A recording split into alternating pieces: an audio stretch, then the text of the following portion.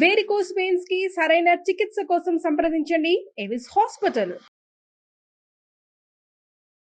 అత్యంత బాలమతసీ కుసుమ ప్రకాశం దిగ్వాసనం కనకభూషణ భూషితాంగం విస్రస్తకేశమరుణాధరమాయతాక్షం కృష్ణం నమామి మనసా వసుదేవసూనం.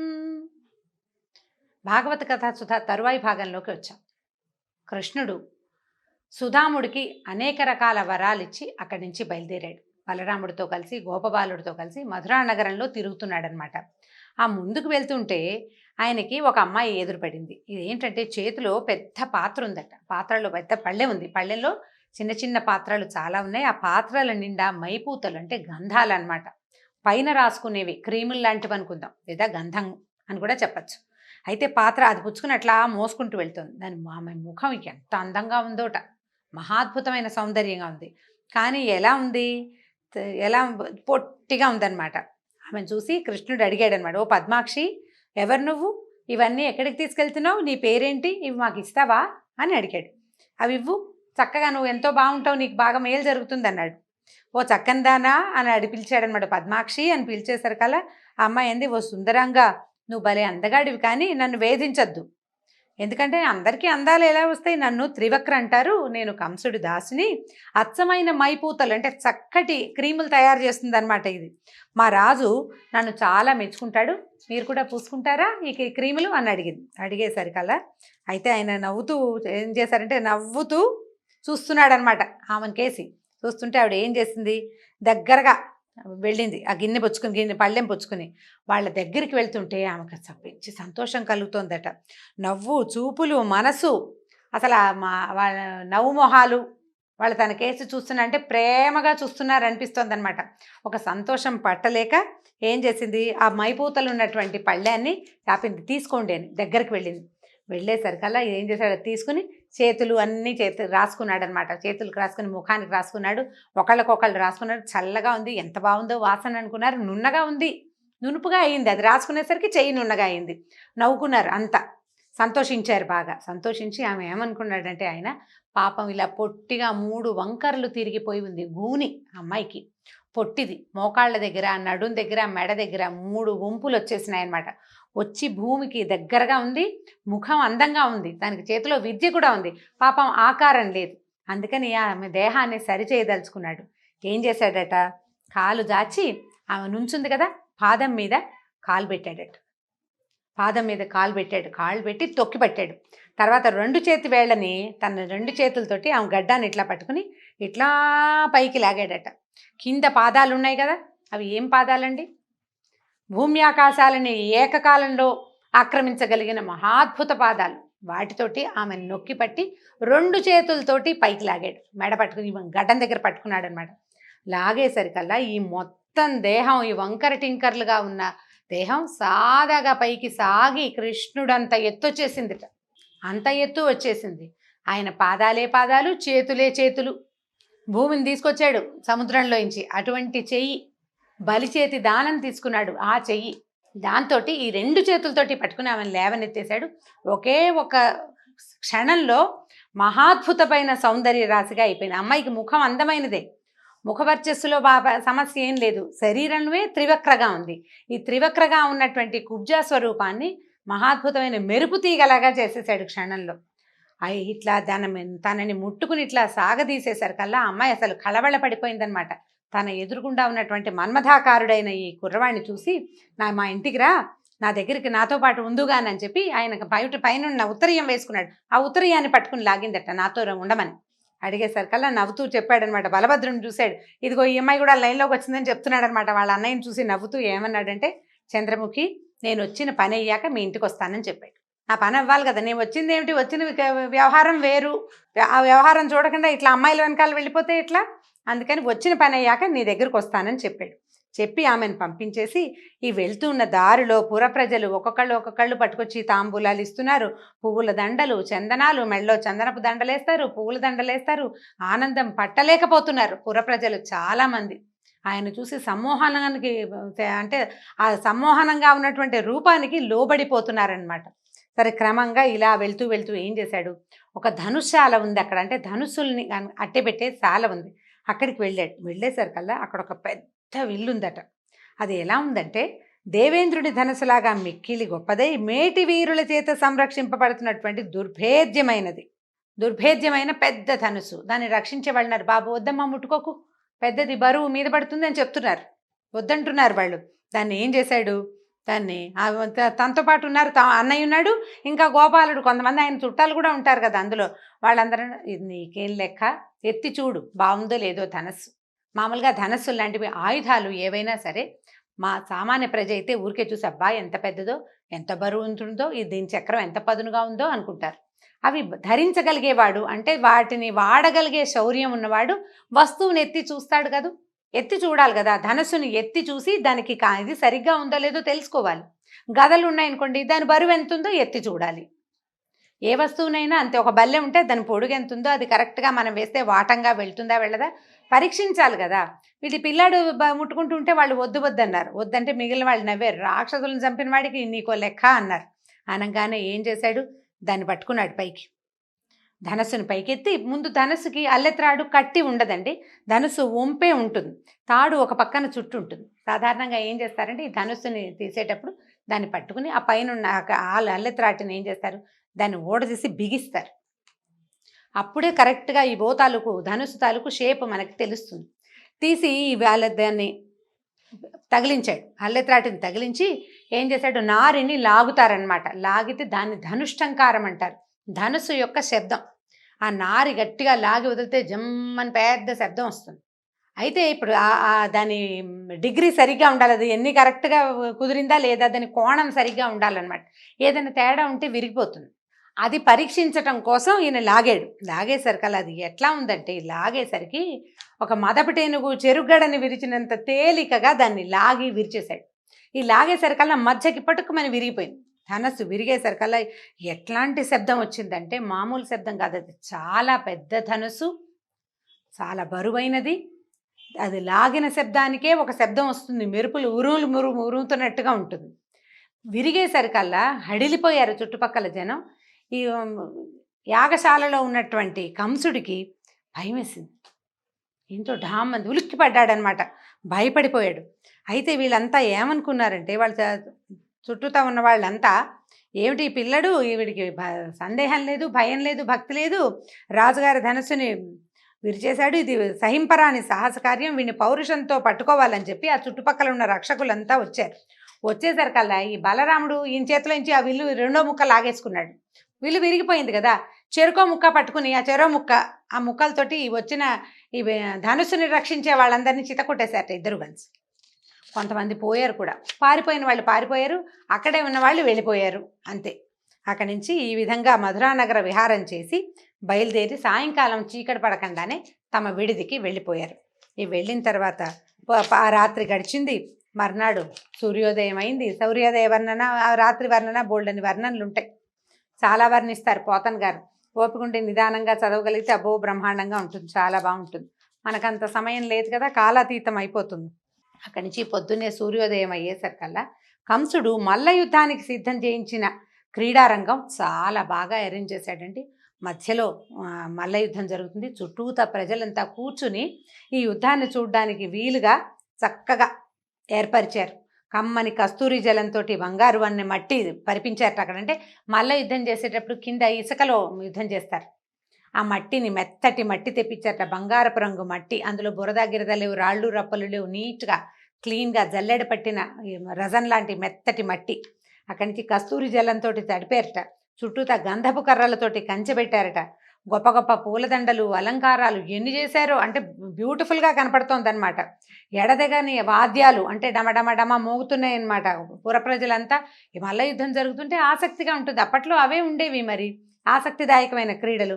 అందరూ అక్కడికి చేరారు.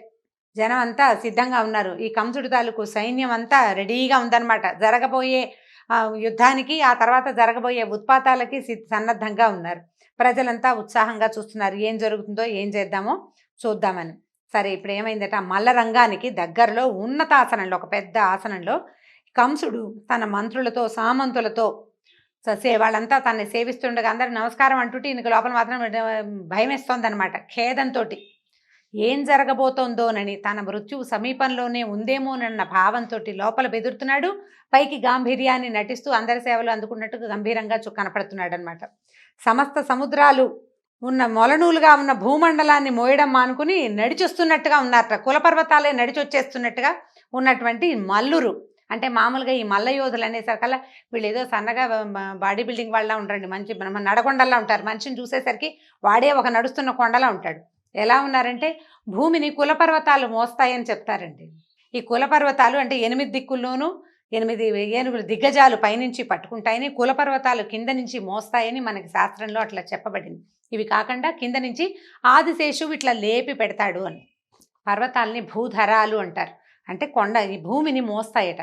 ఆ కులపర్వతాలు ఏవో కొన్ని ఆ పని మానేసి ఇక్కడికి వచ్చినట్టు కనిపిస్తున్నాయట. ఎవరెవరున్నారు చూడండి. చాణూరుడు, ముష్టికుడు, శలుడు, తోసలుడు తమ వాళ్ళ తాలూకు గురువుల్ని వెంట పెట్టుకుని, అంటే ఈ మల్ల యోధులకి పాఠం చెప్పిన గురువు గారులు ఉంటారు కదా, వాళ్ళు కూడా వస్తారు. యోధుడు అంటే వాడు ఒకడే రాడు, వాడికి పరివారం ఉంటుంది. మనం కూడా చూడండి రెజ్లింగ్ కాంపిటీషన్స్ చూస్తామా, ఒకడు ముసుగేసుకుని నడిచేస్తుంటాడు ఆ రెజ్లర్. ఆయన వెనకాల పక్కన సేవించేవాళ్ళు ఒక 3-4 విసిరి కరబెట్టి విసిరేవాడు, మంచినీళ్ళు ఇచ్చేవాడు, 5-6 వస్తారు. అట్లా వీళ్ళకు కూడా ఒక్కొక్కళ్ళకి ఒక 6-7 ఉన్నారు వాళ్ళ సొంత గురువులు, తర్వాత శిష్యులు. మంచినీళ్ళు అందించేవాడు, వస్త్రాలు సరిచేసేవాడు, తర్వాత ఏమో ఈ నోట్లో ఏదైనా పళ్ళకి తగలకుండా పెట్టేవాడు, ఆభరణాలు సరిచేసేవాళ్ళు. ప్రతివాడికి ఒక పరివారం ఉంటుందన్నమాట. ఈ పరివారంతో సహా వస్తున్నారు లోపలికి. వస్తుంటే ఎట్లా ఉందంటే డమా డమా డమా శబ్దాలు వస్తుంటే వీళ్ళకి స్వాగతం చెప్పడానికి కూడా ఏదో మంగళ వాయిద్యాలు అవి మోగించరు. ఈ మల్ల యుద్ధాలు అవి అప్పుడు స్మూత్గా ఉండదు. ఉద్రేకాన్ని కలిగించేటువంటి శబ్దాలు, డోలు లాంటివి, అంటే డప్పులు లాంటివి. ఆ శబ్దాలకి ఇంకొంచెం మంచి ఉత్సాహభరితంగా గబగబా నడుస్తూ వీళ్ళంతా చేరుకున్నారు. నందురు మొదలైన గోపాలుడంతా వెళ్ళి రాజును దర్శించి కానుకలు సమర్పించారు. వీళ్ళు తెచ్చారు కదా బోల్డ్ కానుకలు, అవన్నీ సమర్పించి ఎవరికి అప్పచెప్పాల్సిన వాళ్ళకి అప్పచెప్పేసి ఆయన ఆజ్ఞతోటి పెద్ద పెద్ద ఆసనాల మీద వరుసగా కూర్చున్నారు. సరే, బలరామకృష్ణులు కూడా చక్కగా అలంకరించుకున్నారు. ఇక్కడ ఈ జట్టీలు భేరీ నినాదాలు పై అని పెద్ద పెద్ద సౌండ్లు వస్తున్నాయి. ఈ డమడమా మోగుతుంది. వీళ్ళకు కూడా ఉత్సాహం వచ్చింది, పిల్లలకు కూడా. ఆ మల్లరంగం చూద్దాం అనుకున్నారు. సరే, జంకు గొంకు లేదు. వాళ్ళకేం జంకు, భయం భక్తి ఏం లేవు అక్కడ. భయభక్తులు ఎవరికి ఉండాలండి? భయపడాల్సిన వాడికి భయభక్తులు ఉండాలి. ఏ భయము లేనివాడి, అంటే అభయం ఇచ్చేవాడికి భయభక్తులు ఎందుకుంటాయి? వాడికి ఏం ఉండక్కర్లేదు. బ్రహ్మాండంగా చూస్తున్నారు. ఎంత బాగుందో చూద్దామని ఏం చేశారట, ఈ రంగస్థలానికి వెళ్ళే దారిలో వాకిలి దగ్గర పెద్ద ఏనుగుందటండి. కువలయాపీఠం దాని పేరు. మొదట చెప్పుకున్నాం మనం. ఈ ఏనుగును చూసేసరికి అది ఎట్లా ఉందంటే మామూలువి ఒక 100 ఏనుగుల బలం ఆ ఒక్క ఏనుగుకే ఉన్నట్టుంది. దాని వెనకాల ఓ 10 ఏనుగులు నిలబడ్డ కనపడవు. అదంత పెద్దదనమాట. అంత బ్రహ్మాండంగా ఉంది. విపరీతమైన మదం. దానికి మొహం మీద నుంచి చెమట కారుతూ ఉంటుంది. ఏనుగులు మదం ఎక్కి ఉండటం అనేది ఒక పదం అండి. అయితే మనం ఇప్పుడు దాన్ని ఒక బ్యాడ్ వర్డ్ కింద భావిస్తాం. మదం ఎక్కి ముందు వీడికి అంటే అదేంటో బ్యాడ్ థింగ్ కాదండి. అది నిజంగా ఏంటంటే అది జంతువులలో ఏనుగులకి వచ్చేటువంటి లక్షణం. చెమట పోస్తుందన్నమాట. ఆ చెమట పోసినప్పుడు ఏమవుతుంది, ఒక మంచి సుగంధమైతే బ్యాడ్ స్మెల్ రాదు ఏనుగుల చెమట నుంచి. అది క్రమంగా ఏమవుతుంది, అది ఉద్రేకం పెరిగిన కొందికి దానికి కోపము చికాకు వస్తాయి. దానికి కావాల్సింది దొరికితే కానీ అది ఊరుకోదన్నమాట. ఆ ఏనుగులకు వచ్చే ఉద్రేకాన్నే మదమెక్కటము అనే పదం. అంటే మన మానవులకి కూడా అలాంటి పిచ్చి ఉద్రేకం ఒళ్ళుపై తెలియనితనం వస్తుందని చెప్పడం కోసం ఆ పదాన్ని మనం రూఢ్యర్థంగా వాడుకుంటాం. కానీ అది ఏనుగుల విషయంలో వాడవలసిన పదం. అక్కడి నుంచి ఇది మొహం మీద నుంచి చెమట కారుతుంది. మంచి తిక్క మీద ఉందన్నమాట. దాన్ని అక్కడ కనపడేసరికల్లా ఏమన్నాడు, ఈ గుమ్మానికి అడ్డంగా నుంచోబెట్టారు. దాన్ని లోపలికి రావాలి కదా. వస్తుంటే, ఓ మావటి, నువ్వు మా వైపు నువ్వు ఏనుగుని తోలాల్సిన పని లేదు, వెనక్కి మరలించు. మా వైపు ఎందుకు తోలుతున్నావు? ఏనుగుని మరలించు వెనక్కి అని గట్టిగా మాట్లాడాడు. ఈ మాట్లాడిన శబ్దం ఎలా ఉందంటే మేఘ గంభీర ఘోష అని చెప్తారు. విష్ణుమూర్తి తాలూకు శబ్దమే ఆయన మాట్లాడితే ఉరిమినట్టు ఉంటుందిట. మేఘంలో నుంచి వచ్చే శబ్దంలాగా ఉంటుంది. ఈ బాలక ఆ రూపంలో ఉన్నప్పటికీ ఆయన కంఠానికి ఏమీ తేడా లేదు. అదే గొంతు. ఆ మేఘ గంభీర స్వరంతో, మా వైపు ఎందుకు తిప్పుతావు, ఏనుగుని వెనక్కి తిప్పు. ఒకవేళ నా వైపు కనుక నువ్వు ఢీ కొట్టించడానికి ప్రయత్నం చేసావా, పిడికిరి పోట్లతో నిన్ను కూడా కైలాసానికి పంపిస్తానని చెప్తున్నాడు. యముడి దగ్గరికి వెళ్తారు మీరు, ఇది తథ్యం, మరలించు వెనక్కి అన్నాడు. అనేసరికల్ వాడు ఆగల. ఆ మావటివాడు దాని మీద కూర్చున్నవాడు. వాళ్ళు ఏం చేస్తారంటే చిన్న ఇంతది ఉంటుందండి, అంకుశం అంటారు. అంత పెద్ద ఏనుగుకి అంకుశమే చాలు. అలానం అంటారు. అంటే ఏనుగుని కట్టే స్తంభాన్ని అలానం అంటారు. ఈ అలానం అక్కడే ఉంది. సరిగా వీళ్ళు ఎక్కడైతే ఏర్పరిచారో ఈ మల్ల యుద్ధపు పోటీలు, దాన్ని కట్టే స్తంభం అక్కడే ఉంది. అందుకని అది అక్కడే నుంచుంది. ఈ పైన ఉండేవాడికి ఇంతే ఉంటుంది సన్నగా, అది దానికి ఒక కొస ఉంటుందన్నమాట. దానికి కుంభస్థలం దగ్గర పొడుస్తారు. ఆ పొడిచే పోటు తాలూకు ప్రెషర్ని బట్టి ఏం చేయాలో ఏనుగుకి తెలుస్తుంది అనమాట. ఈ పైన ఉన్నవాడు ఎదురుగుండా వస్తున్న వాళ్ళ మీదకి వెళ్ళు అని సంకేతం చెప్తున్నాడు దానికి, అది వీళ్ళ మీదకి వస్తుందన్నమాట. ఇప్పుడు ఎప్పుడైతే కృష్ణుడు ఇతన్ని వద్దని చెప్పాడో, మా వైపు చేయొద్దు, నువ్వు పక్కకి మరల్చు, వెనక్కి మరల్చమని చెప్పినా వాడు వినకుండా ఇంకొకసారి దెబ్బ కొట్టి అంకుశంతో దాన్ని ఈయన వైపుకి వీళ్ళ వైపుకి మరలించాడు, వీళ్ళ మీదకి ప్రేరేపిస్తున్నాడు అనమాట, వెళ్ళి కొట్టేసేయమని. దాంతో ఏం చేశాడంటే జుట్టు చక్కగా మూడేసుకుని ఉన్నాడు, దాన్ని ముడి ఇంకొంచెం బిగించుకున్నట్ట కృష్ణుడు. పీతాంబరాన్ని గట్టిగా బిగించి కట్టుకున్నాడు, పంచ కట్టుకుని ఉన్నాడు కదా పసుపచ్చది, దట్టి బిగించాడనమాట. మంచి మొహం మీదకి ఇట్లా జుట్టు పడుతోందట ముంగురులు. ఆ పడుతున్న జుట్టుని వెనక్కి తోసుకున్నాడు. వెనక్కి తోసి ఏం చేశాడు, అబ్బో శబాష్ శబాష్ అంటున్నారు చుట్టుపక్కల చూసేవాళ్ళు. ఇప్పుడు దట్టి బిగించటము అనగానే ఒక యుద్ధానికి సిద్ధం అవటం, సన్నద్ధం అవటం అనే క్రియ. మామూలుగా ఉండేవాడు మామూలుగానే వెళ్తాడు, జుట్టు బిగించాడు, గోచి బిగించడం అనేది మనం ఇప్పుడు కూడా వాడుకుంటూ ఉంటాం. యుద్ధానికి వెళ్లే ముందు చేసేది అది. మిగిలిన వాళ్ళకి అర్థమైంది ఇతను దాన్ని ఢీకొనబోతున్నాడు అనేది, అతని చుట్టుపక్కల వాళ్ళకి, చుట్టూతా ఉన్న ప్రజలకి కూడా అర్థమైంది.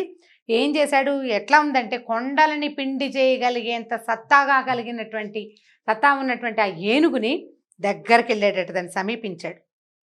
మావటివాడు బాలుడు చిన్నపిల్లాడు అని సందేహించకుండా కరుణ లేదు వాడికి.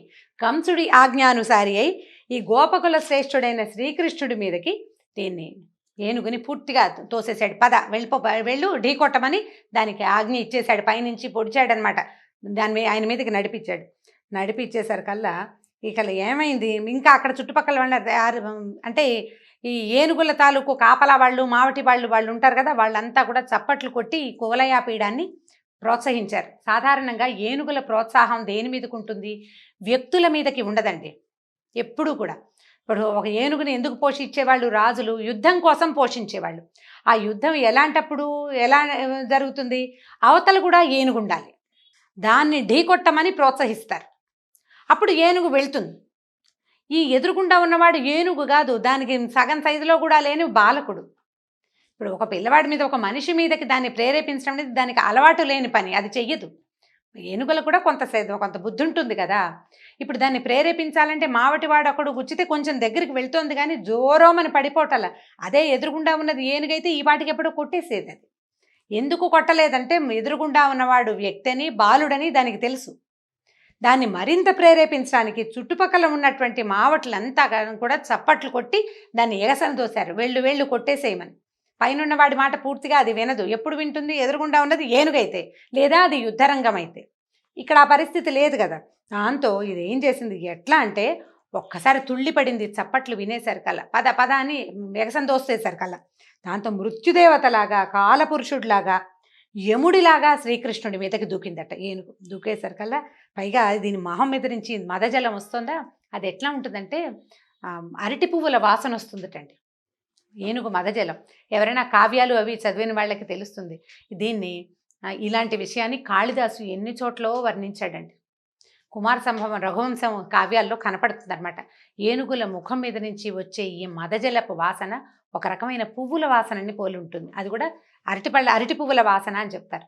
వాటికి తుమ్మెదలు తిరుగుతాయి పువ్వుల మీద. ఈ మదజలాన్ని కూడా ఈ పువ్వుల వాసనగా భ్రమపడి ఈ తుమ్మెదలన్నీ తిరుగుతూ ఉంటాయి. ఈ తుమ్మెదలు తిరిగేసరికల్లా, తుమ్మెదలు తిరిగిన కొందికి అవి చెవి దగ్గర మొహం మీద ఎక్కాయి కదా నీళ్లు గారేది, అవి గొయ్యి అని తిరుగుతుంటే ఆ జంకారానికి దానికి ఇంకా తిక్క పుట్టిపోతుంది అనమాట. ఇంకా అహంకరించింది. ఏం చేసింది, తర్వాత ఘీంకారించింది, పెద్దగా ఘీంకారం చేసింది. తన తొండంతో ఎట్లా ఉందంటే, తొండం ఆదిశేషుణ్ణి కూడా నిర్లక్ష్యం చేయగలిగే తొండం అట. అంత పెద్ద ఏనుగు అనమాట. సౌరిని పట్టుకుందట. ఈయనెక్కడ, ఆయన లొంగుతాడు దానికి. అటునిటు ఏం చేశాడంటే రాహువు ముఖంలో నుంచి తప్పించుకునే బాలభాస్కరుడిలాగా ఎగిరి దాని కాళ్ళ మధ్యలో దూరిపోయాడు. ఒక్క దూకాడు పక్కకి, కాళ్ళ మధ్యలోకి వెళ్ళిపోయాడు. ఇక ఎవరినైతే తను యుద్ధం చేయడానికి బయలుదేరిందో, ఎవరిని పట్టుకోవడానికి ప్రయత్నిస్తుందో ఆ పిల్లాడు కనపడకపోయేసరికల్లా దానికి కోపం వచ్చేసింది, ఏనుగుకి తెక్కొచ్చేస్తుంది అనమాట. అటు ఇటు తిరిగి చూసింది. కాళ్ళ మధ్య ఉన్నవాడు ఎట్లా కనపడతాడు, ఏనుగుకి అంత సూక్ష్మ దృష్టి లేదు, చుట్టుపక్కల చూడగలుగుతుంది. దాంతో వాసన పసిగట్టింది, కాళ్ళ మధ్య ఉన్నాడని తెలుసుకుని ఏం చేసింది, తొండాన్ని కిందకి వంచి మెడ పట్టుకోవటానికి ప్రయత్నం చేసేసరికల్లా ఆయన ఏం చేశాడు, వెనక వైపుకి వెళ్ళిపోయాడు. దాన్ని తోక పట్టుకున్నాడు.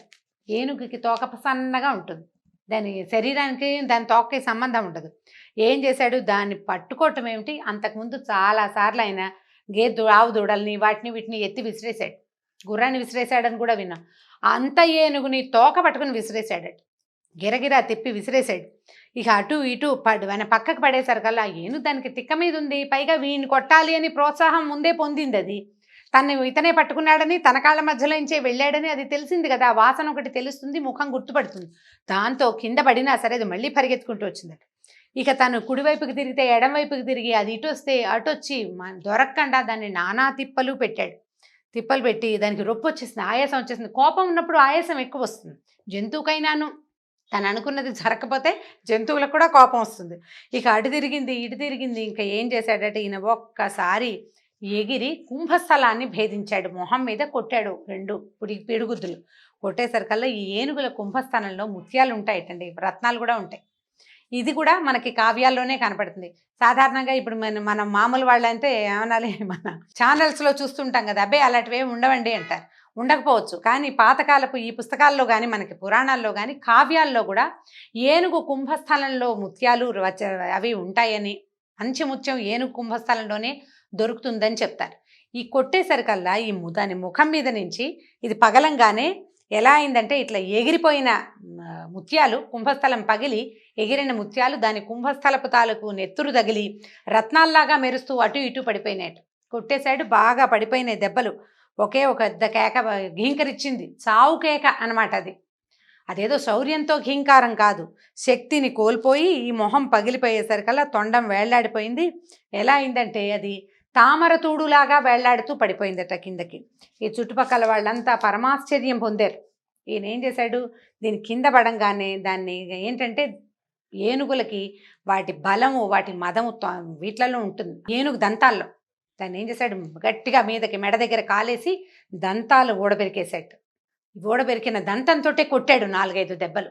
మొహం పగిలితే చచ్చిపోలే, అది వడిలిపోయింది, దానికి నొప్పి పుట్టి బాధతోటి పడిపోయింది కిందకి. కొట్టి ఏం చేశాడు, ఇంకో దండం కూడా లాగేశాడు, 2వ దంతం కూడా లాగేశాడు. ఆ లాగిన దంతంతో ఆ చుట్టుపక్కల ఉన్న మావటి వాళ్ళంతా ఆశ్చర్యంగా చూస్తూనే ఉన్నారు. పటాపటా కొట్టేశాడు. మధ్యలో బలరాముడు కూడా 2వ దంతం లాక్కుని ఆయన కొట్టేశాడు. ఇద్దరు కలిసి చేరుకో దెబ్బ వేసి మావటి వాళ్ళందరినీ సంహరించేశారు. ఎందుకంటే బాలుడు వీడి మీదకి పంపించడం ఏమిటని ఇంగితం లేదు వాళ్ళకి. ఒక రాక్షస రాజుని అనుసరిస్తూ అతని రాక్షస పాలనలో ఉంటూ వీళ్ళకు కూడా రాక్షస ప్రవృత్తి వచ్చింది. ఇంత నడగొండలాగా ఉన్న ఏనుగు బాలుర సమూహం మీదకి పంపటం ఏమిటి అనే చిన్న ఆలోచన చేయని వాడు మనిషి అయినా రాక్షసుడితోటి సమానమే. దాంతో మొన్న మావటి వాండ్రందరినీ సంహరించేశారు. చెరొక దంతాన్ని భుజం మీద గదల్లాగా వేసుకుని ఏం చేశారు, గోపాలకులందరూ తమని అనుసరించి వస్తుండగా మల్ల యుద్ధం జరుగుతున్నటువంటి రంగస్థలానికి ప్రవేశించారు. కువలయాపీడ వధతోటి ఈరోజు భాగం సమాప్తం. వచ్చే భాగంలో మళ్ళీ రేపొద్దున కలుసుకుందాం. నమస్కారం.